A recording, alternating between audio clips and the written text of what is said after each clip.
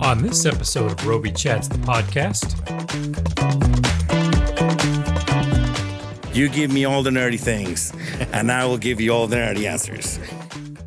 I know you wanted to do this, but imagine if we can do that. From Creative Integration Studio, Ruben Laine. Welcome back to Robe Chats, the podcast. My name's Brian Matthews. I'm your host once again. And we are still here live recording. Well, not live, but we are recording at the NAB Show in Las Vegas.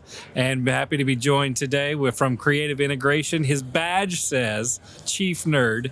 So I'm going to say Chief Nerd of Creative Integration, Mr. Ruben Laine. Pleasure Ruben, to be thank here. you very much for joining us. Thank you. No, it's a pleasure to be here. So NAB, you come here a lot. Is this a show that you often visit? NAB is like it's like a toss. Like we'll see if we have the time. This is a critical time because normally the time of year we're getting ready for tours. A lot of high-end corporate happens right before around this time. Yeah. And this year was one of the lucky ones. I was able to come by. Yeah. Just for a day. But yeah. Thank you for joining us. So for all of our listeners and viewers out there, just kind of walk us through the Creative Integration. You and I were talking a little bit off camera about how it got started. So kind of give us that backstory of how you started Creative Integration. I've worked for a variety of other designers and programmers. And so I was always looking for my niche. Wasn't quite designing, wasn't quite programming, media servers, automation, lasers. Like I've been all over the spectrum of industry between corporate, rock and roll, whatever. And I found that like the making of all the pieces come together into one was really like, that is my happy place. Like you give me all the nerdy things and I will give you all the nerdy answers. And so with that spirit, Creative Integration Studio became like, voila, that's what that was my eureka moment, if you will. Yeah. On being able to work with other programmers and other designers into finding solutions, finding creative, technical solutions to, it's very easy to come up with a concept like, oh, I'm going to have, these trusses that move in that particular axis or, but the how to make that work and how to make it all work cohesively in your environment so that, your lighting console, your media server, your lights, everything is working as one to deliver a solid product. That's what we specialize on. Yeah. And you were telling me the story about how you began it pre-COVID back in 2019. Yeah. So kind of walk us through that story as well. Yeah. So I had just left DMD Studios with Scott Chmielewski, which was the opportunity of a lifetime. And so I kind of went solo. And first thing I did was like, I need a previous studio. So I rented the 1-bedroom apartment next door to my apartment, which was great. It's like the best commute in the world. And little by little, I told all my friends, I have a pre-pro studio, there's projection, there's tables, there's everything. I got all your resources. You don't even need a hotel room. You have a bed, you have a washer, dryer, you name it. All the resources for pre-pro is right here. And I started getting like those requests. And so I'm like getting bookings for like a week, a day, whatever. And it was so exciting. It was 2018, early 2019. Things were moving so fast. And then March 13 happened. I was like, no. I'm looking at 2 years of a lease on an apartment. I'm like, yeah. But luckily we survived the pandemic. Yeah. Throughout that process, I met Nick Rodriguez from Gravitate Productions. We became sister companies in a way. And life's never been the same. It's like I thought that I had like pretty good growth for a single member, design kind of firm with like a bunch of partners and friends that you meet in the industry, but it was mainly Creative Integration is just me, and through networking with Nick, it skyrocketed incredibly just because having that support backbone of having someone that's doing like the everyday production type of thing while allowing me to focus on creative and programming, design, all that stuff. Yeah. It's good that the two synergies worked out that way. And so now you guys you're down in Doral. Yeah. You've got a 1,500 square foot? Well, overall it's about 8,000 square feet. 8,000 square feet. Yeah, and about 1,500 square feet of that overall warehouse space is what we're using as like creative space. So we have a demo room, which is projection, LED, lasers, a little bit of automation in there, camera work, 3D tracking, all that stuff. Yeah. Sorry. And then we have, what's like kind of like my design studio, just very corporate-ish, like desk, but previous TV, blah blah blah. And then we have a tech and repair area that it specializes on a little bit of R&D, but also engineering and repairs for high-end products like winches, DMX rollers, that type of thing. Yeah. Fantastic. So when you're in that creative space and you're starting to work on your designs, everybody kind of has their own little thing, their own little way that they like to design. What's that design process like for you? Where does it all begin? Is it, client, what the client wants is definitely one thing, but when you're in your mind, when you start going through your creative process, how does that begin for you? Well, what I really enjoy about the creative integrative. Yeah, creative say integration. That 3 times real fast. I know. The creative integrative. No, the integrating of multiple creative ideas, right? Right. Is that traditionally the idea comes like this. It's like client, and it could be either a programmer or a designer. They'll come to me and say, "Hey, I have this box that I found in my garage, and it has some Nintendo remotes and a power glove, and it has these like random power supplies that go to electronics that I no longer own, and then I have this crazy 60 by 40 LED wall that flies in and out that weighs 50,000 pounds, and that's controlled by this other media server or motion system, and then we have this other thing over here, and we need to make it all work together." So in part of that, it's the investigating how all of those things work in a very Gestalt process, right? So Gestalt is that whole, you understand all the pieces of the puzzle, and then in understanding all of those, you can then, out of many, one, right? So you grab all those multiple pieces that you really have to understand how they work, merge them together into a single solution, and then that's when my brain just goes, it's like Fantasia 2000, it's just like crazy. An explosion of creative comes because on knowing how all those pieces work, come the being able to tell your client, like, okay, I know you wanted to do this, but imagine if we can do, that. Right. And so they're like, oh, that's amazing. So it's great on, I've had a couple projects already where like the original concept started out of one, we have this laser and we're doing 3D tracking and we're creating a cone, like a follow spot on which actually was driven by Robe on the tracking. Okay. But we're actually found through a third-party software a way to integrate the Robe tracking, translated into PSN tracking positions, so that then a laser, which is completely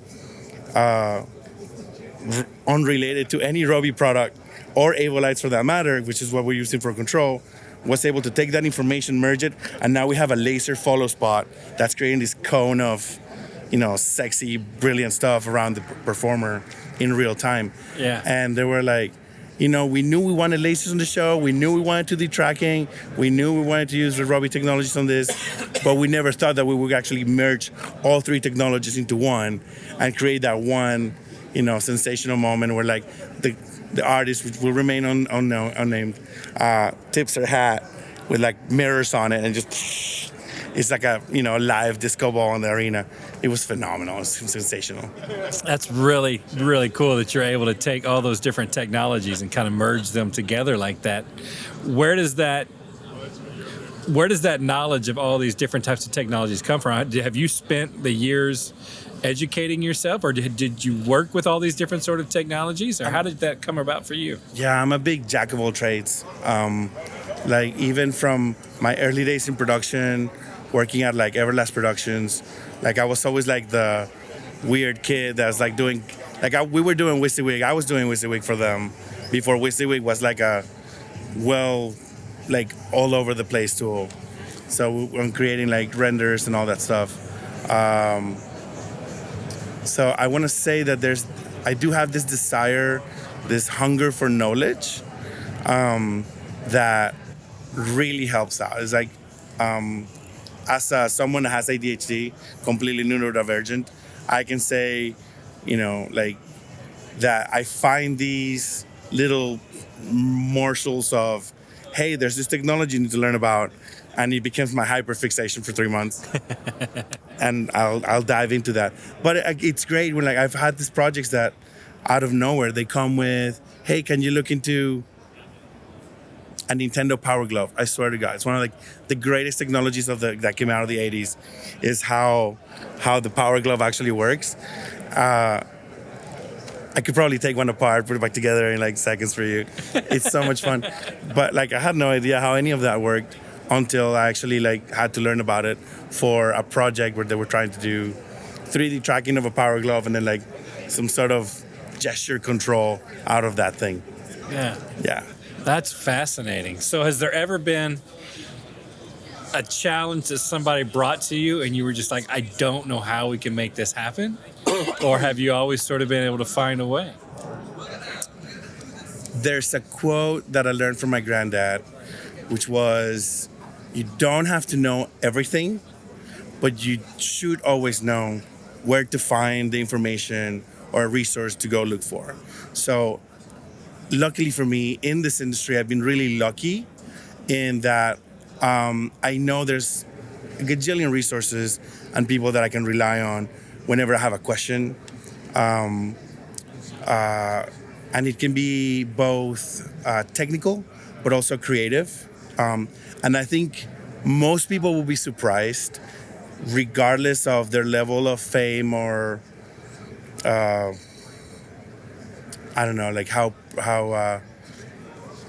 the word escapes me right now, but like how busy or how predominant a designer, a programmer, techs, even manufacturers like our own like Robe and Avolites, like technical directors and product managers and specialists, you would be surprised how happy the people in the industry are to take those phone calls and nerd out with you for 15 minutes.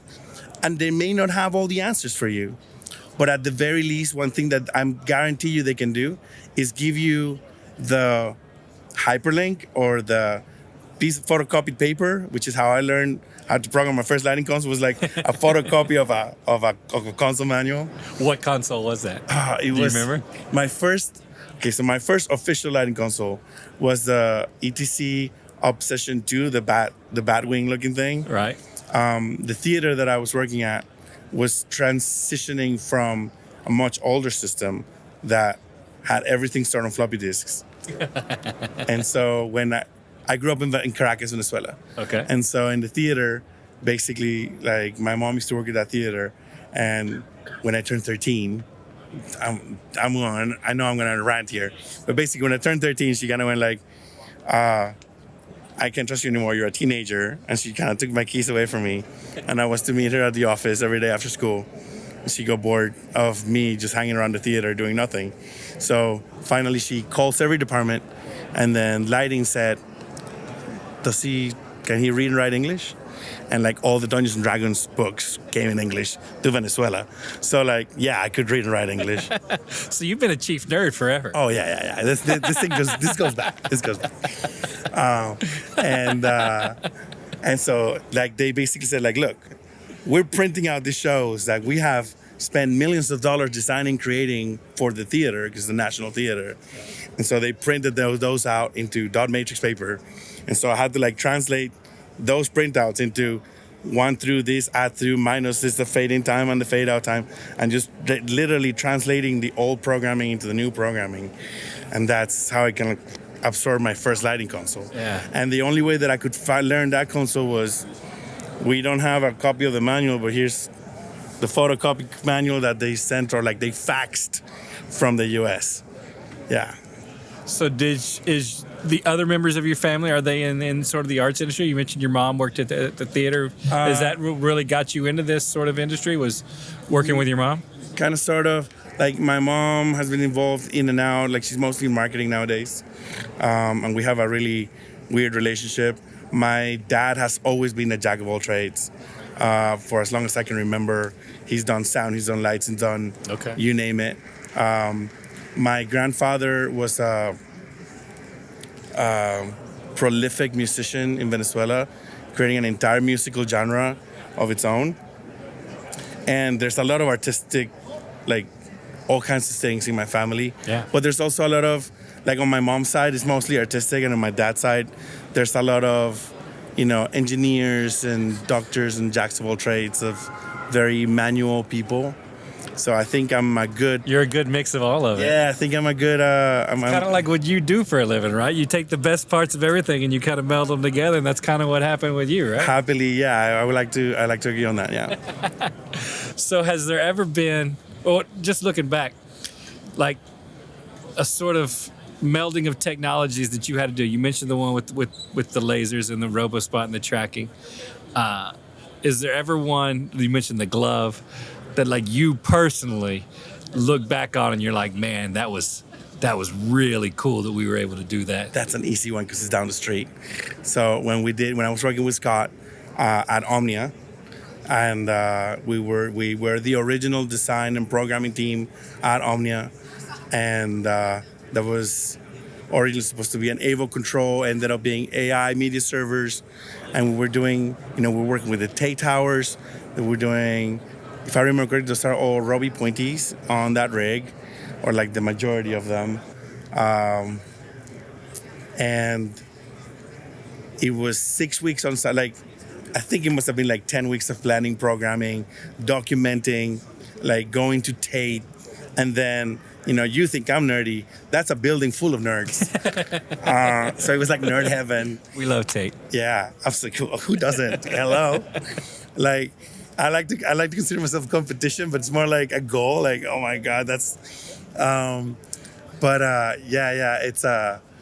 the having to learn how Navigator works, and then grabbing, like, that was such an experience. It's like grabbing XYZ position and then taking that into AI, which is now you guys another product with you under the Avolites brand. Yeah. Like grabbing and then creating those 3D models in the lighting console and the 3D visualizer were like literally those rings. We had all that made to like we can track down to like the DJ in real-time position, PSN. It was like I knew about automation until that project came along, and I really learned a lot about automation on that. Also, at the time, that was one of the largest like pixel canvases, like that main room video. It's like to this day, it's like a 12K wide pixel canvas when you stretch it all out. There's very few, I think, even the new Live at the Fontainebleau that just opened. That's also a 12 or 16K canvas.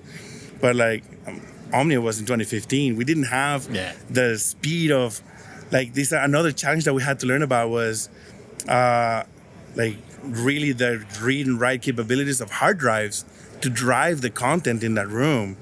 I want to say that project easily is so like it will probably be like a baby that I'm a baby of. Yeah, I'll tell you, we still get people who look at that design and they're like, man, Omnia lighting design is really cool. You got to go see the Omnia lighting design. That was 2015. That was 9 years ago. 9 years ago, yeah. And it's still blowing people's minds. A complete experience, yeah. To this day, yeah, absolutely. There's a lot of amazing productions that have come and like permanent installations that keep coming after that. But like, there's a certain like roller coaster feeling to being in that room when those circles, when the rings are moving. That's never gonna go away. Yeah. Well, we'll let you get out on this last one.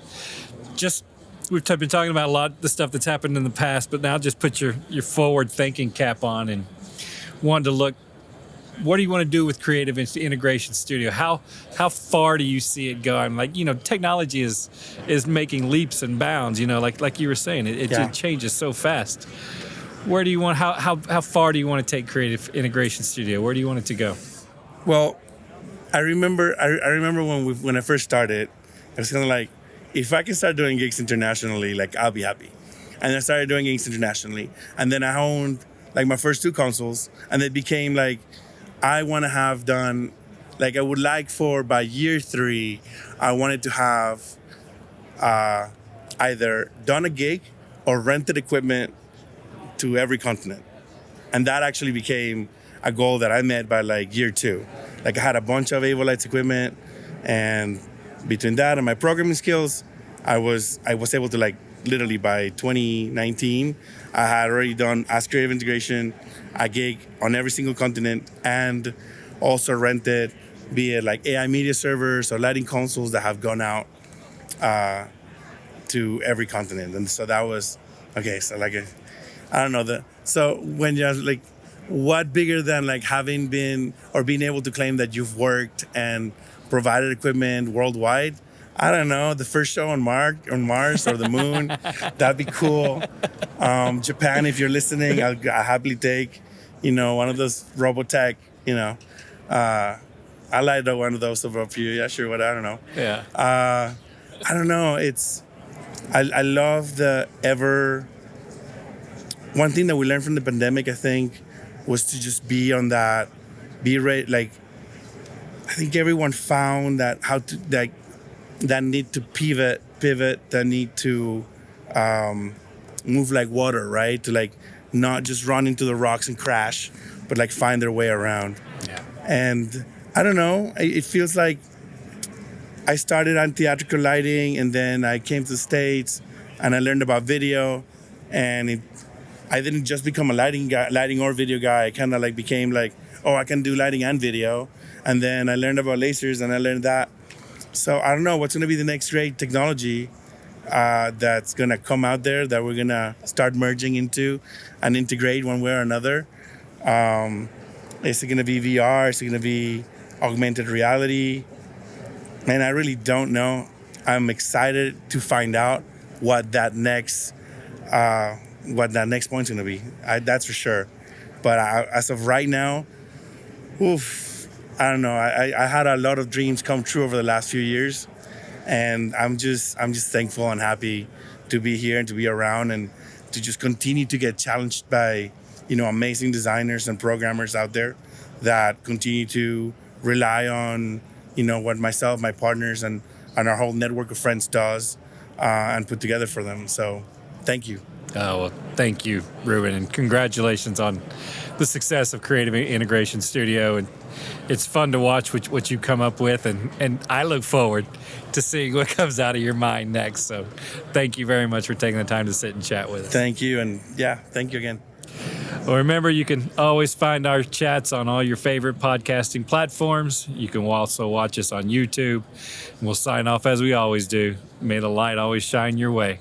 You can make it the Robe way. Have a great day.